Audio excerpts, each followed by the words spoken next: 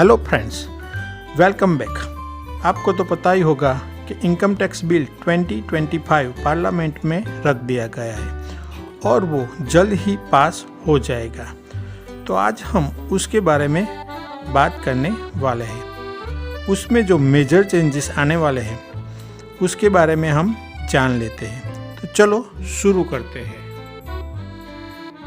उसमें सबसे पहला चेंजेस है, पुराने एक्ट में जो 51 चैप्टर थे उसको रिड्यूस करके 23 कर दिया गया है, लेकिन उसमें जो सेक्शन थे वो इंक्रीज हुए हैं। जो पहले 298 थे जो बढ़कर 536 हो गए हैं। उसका मेन रीज़न ये है कि जो पहले सेक्शन सब सेक्शन क्लोज हुआ करते थे उसको हटा दिया गया है और उसको अब समराइज करके सेक्शन कर दिए गए हैं।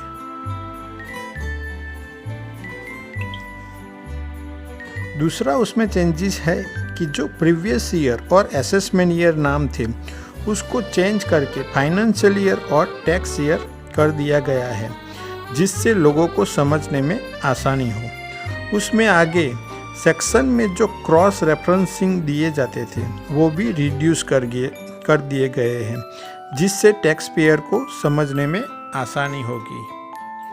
आगे इस बिल में चेंजेस ये है कि टैक्स पेयर का चार्टर लाया गया है, जिसमें टैक्स पेयर के राइट्स बढ़ा दिए गए हैं।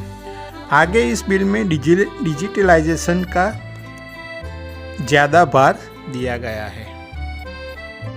आगे बात करें तो 1961 के इनकम टैक्स के कंपेयर में इनकम टैक्स 2025 को सिंपल किया गया है।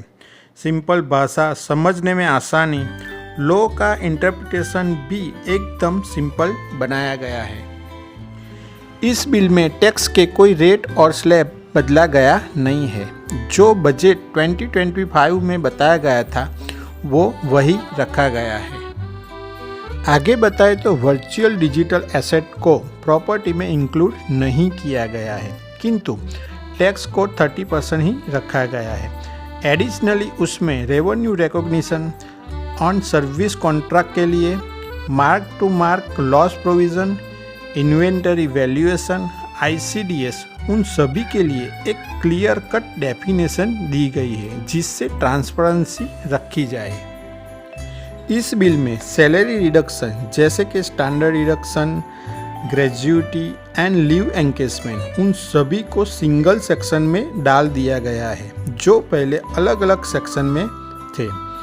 वैसे ही एग्जाम इनकम को एक ही शेड्यूल में और उसका टेबल बना दिया गया है, जिससे समझने में आसानी हो।